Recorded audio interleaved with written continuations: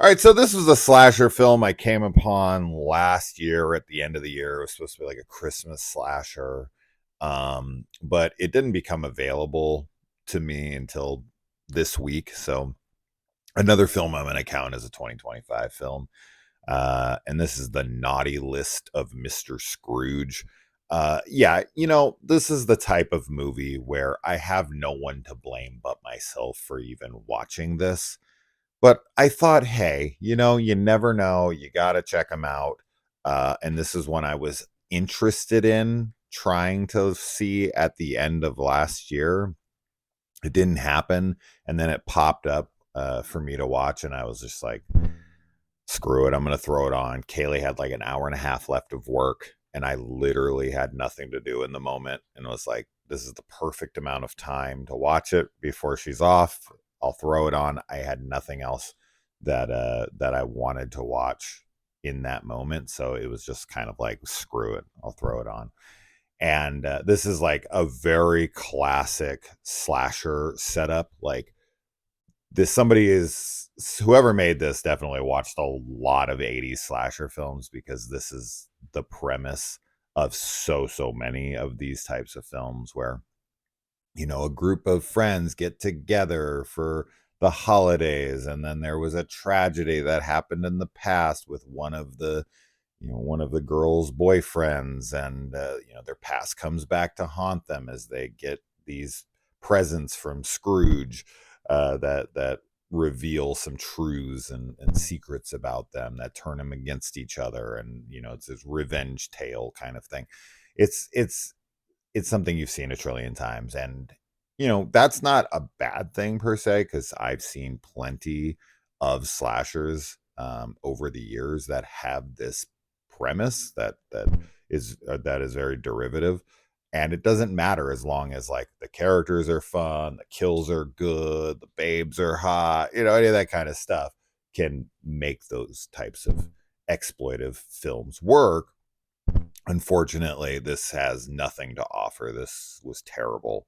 um you know Once again, I hate to continue to keep saying the same thing, but when you make a movie like this, when you make a slasher movie that's catered to slasher fans, and the audience that's going to be watching this movie are just slasher fans, if you do not have the budget to put kills in the film, and you have literally nothing else to offer other than just recycling old scripts that we've seen 100 times and not providing absolutely anything new, you have to provide what we're most there for, right? You have to bring in the kills. Like, it's a slasher movie. That's what we're there for.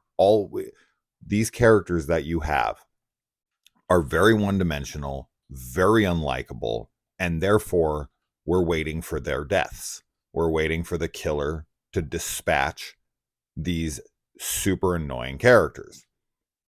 And when they're done like off screen, or like, a sliced throat from behind, or like somebody sticks something through them and then there's just something sticking out their mouth, those kinds of kills just won't suffice.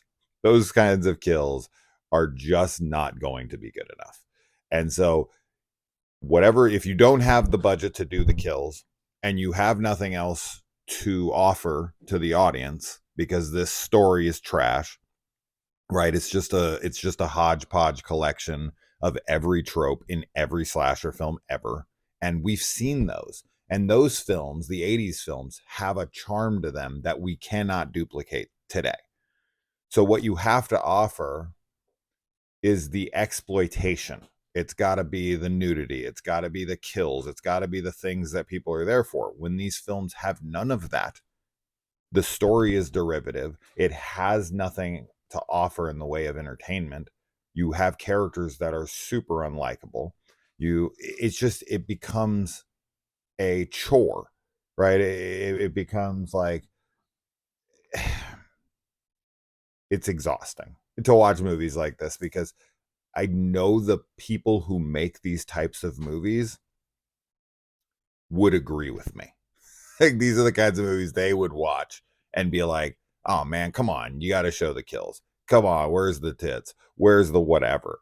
Something to at least make this an enjoyable watch." And it's just, God, man, the ending, the reveal, all that stuff you can see coming from a mile away. If you've seen, enough slasher films like I have, these are the types of films that just do not need to exist, in my opinion. I don't understand the purpose of them because it's like making a porn without sex, right? No one's there for the plot unless you create some kind of unique plot or really cool characters that make the experience worthwhile. If you have a really fun cast who has witty dialogue and you're bringing some kind of unique premise to the table, then the kills aren't 100% necessary. Would they make the film even better? Yes, but you have to have something. So anyway, I'm just harping at this point. I say this all the time with these types of movies, and I'm just always so baffled by why you would make a slasher film. You offer nothing original or unique, and you don't provide any of the gratuitousness that slasher fans like yourself are looking for. I just it literally is beyond me. I don't get it.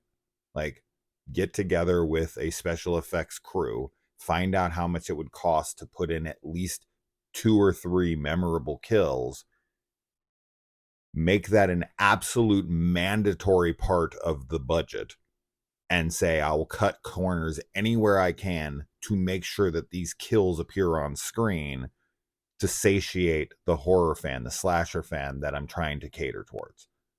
So I would never personally make a slasher film unless I had the ability to put really cool kills on screen. I just would never do it. As much as I'd love to make a slasher movie, I just know what my audience is looking for. I know the kind of people that are going to watch it. No non-slasher fans are throwing on the naughty list of Mr. Scrooge with that fucking poster and that title and being like, oh, as long as the story's good, I think I'll be fine. And the story's not even good anyway. So anyway, all right, I'm an asshole. Not a recommendation, obviously. See you in the comments.